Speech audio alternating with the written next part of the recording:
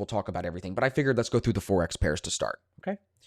CHFJPY at the top of my watch list here. If we look back, you can see today is Thursday. So you've got a low here on Tuesday that's been very strong support. Market sentiment today is also not fully bearish. So we're not ready to be like, all right, let's jump in this short. But if we can break this zone to the downside today, hold under that zone and look to move lower tomorrow, then it would be a really easy trade to look for tomorrow. So this is kind of setting up for tomorrow maybe. So we'll keep our eye on CHFJPY into the overnight. CAD JPY today, market sentiment is very bearish, so you could definitely be looking for shorts, but now you've got this bullish divergence set in on the bottom. And that's really what turned me off from putting this on the watch list today. You can see that RSI is rising right there and price action is falling, right? So with that setup, in my opinion, you know that this low is going to be significant. You're in an upshift here on the short term with the 8 EMA above the 21, so this could continue to rise if it runs towards the 200. That's why this hasn't made my watch list yet today. Euro AUD is on the list. It's got a perfect market sentiment line. It's not overbought. You do have bearish divergence on top. RSI is falling today so far. Price action is rising, right? So you have a strong level of support, you would think, at the high of day right now, where, yes, you could normally trade into the high of day level, but with this divergence line there as well, you can't get any solid risk reward as if you were trading into it right now. Like if you were to buy it now towards that line, there's not 2R. Where your risk would be. So really what we're waiting for here, I think, is for this to break out for a new high. Whether we get an entry on that breakout or we trade the retest, I think that would be a much better situation. Okay. That's on the list. We'll keep an eye on that. Euro GBP is maxed out average daily range. Market sentiment is bullish, but you can see during the GBP speech this morning, GBP started to move higher and Euro GBP, of course, then moved lower. So nothing on Euro GBP today. Euro USD, I'm actually still holding the trade from yesterday. If you remember, we took a position yesterday. It carried pretty well overnight. I have my stop loss locked, as you can see right here, and I'll pull up the P&L to show you where I'm out so far. My best exit so far was at 118.35. Right now, the highest it moved was 118.50. So I was out at 35 right around the high of day yesterday. I didn't close any overnight because I was sleeping. And now I'm still going to hold this small piece. If it wants to come stop me out, I finish the trade still very profitable. If it wants to hold and continue higher into the rest of the day, if the dollar finds some weakness, then dollar will find weakness. Euro USD will continue to rise and I can still make a little bit more money. So that's what we're looking at on Euro USD. Euro JPY, remember yesterday we had the potential for the D2 there as well, but the D2 setup on Euro USD was better. So that's what got our focus. Now, overnight, as you can see, it moved lower, continuing to make lower lows and lower highs. Price action now only out of the Asian range once, but looking like it's ready to make its second move out of the range today. I don't hate this idea at all. I think the only issue about it, if you were trying to short it here off the 50, is that you were trying to short it when it's in an upshift. I much rather would short it when it's in a downshift. And now that it's shifted down, there is no A1 entry here because as you can see, if we mark off the shift bar, which is this bar right here where the 8 and 21 EMAs cross, that bar does not have the RSI in proper position. The RSI is only pulled through as these candles have been bearish. So now what you do is you wait for a 2 candle or 3 candle formation to see it come off that 21 EMA to continue lower. Okay. Good. If we pull up the 1 minute on this, let's just take a look and see, is there any divergence even in there? No. Yeah. So there's no D1 divergence setup in here at all. So there's no A1, no D1 yet on Euro JPY. We'll just keep an eye on it, see if it gives us a candle formation. Let's look at Euro CAD. Bullish on the TDI. As you can see from the news yesterday, the CAD news really shoved this thing higher, which was like exactly what we expected. We thought this could try to make a new low a day, but it was really just waiting for the news. Now that news shoved it higher, you'd keep that long bias into today, even though it's in a downshift right now, coming off the 200 EMA. You'd think it could hold that as support and come up. Not to say that we're going to buy it there. No one's buying this right now, but what we're looking at here is because this is in a downshift, if it can find support and break back up through the 50, maybe that trend continues. Okay. Any divergence on EJ? What about the divergence? Go back to EJ. Yeah, I mean, it's there, but you guys have to understand, I'm not really too concerned. Like I said yesterday, remember we had divergence yesterday on Euro JPY? What did I say? It's not oversold, so it doesn't really concern me. I think it's going to keep falling. Why did I trade EU instead of EJ yesterday? Who remembers? Come on, in the chat. If you don't remember, you're slacking. Because you should be taking notes. Why did we trade EU yesterday instead of EJ? Look how it's not oversold here. Look at Euro USD. It is oversold.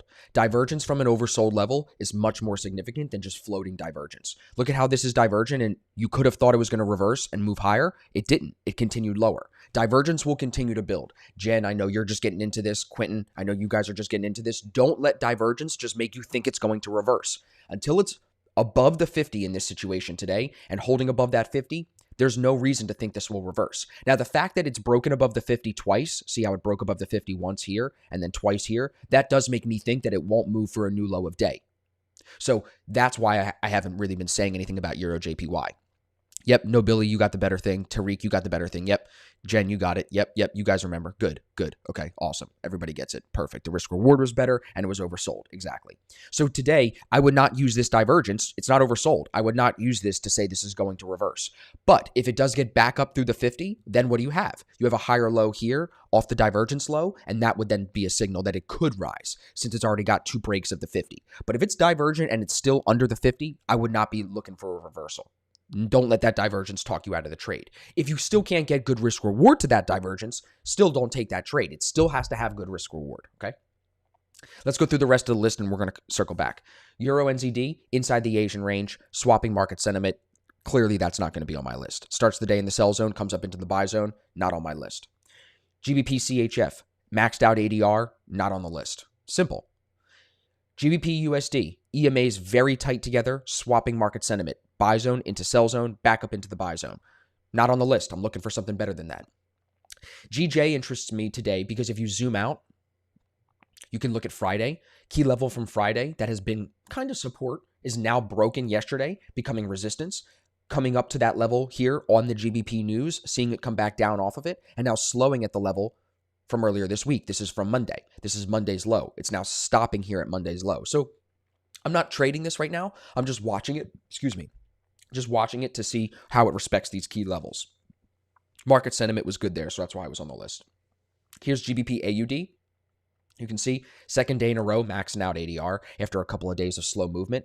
ADR was 121, now it's only 108. So it's dropped its ADR because these last couple of days, Monday and Tuesday, it didn't move much. But yesterday, Wednesday, and now today, Thursday, it's picked up. And I think it's because of the news this morning. If you go look at Forex Factory, you had the MPC member Saunders. He was speaking this morning, and that seemed to move the market pretty much across all the GBP pairs. Look at GBP CAD, same thing, big bar right here. I love this because this just shows how important the significant levels are. If you go back to last week, I've been talking about this a lot. See this level set back here 2 weeks ago? It's still respecting that over the weekend into this week, right?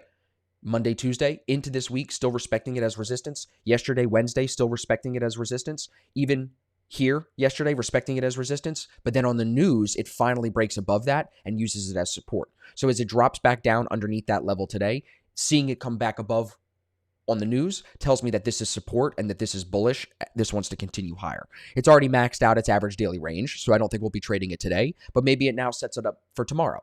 That's why I like these significant levels, because we can see it broken, see it used as support, and then when the trade does come around to present for us, for example, if this had more space to move on average daily range, if it wasn't already shaken up by news, this could have been a good setup today. So now we're just going to carry that trend into tomorrow.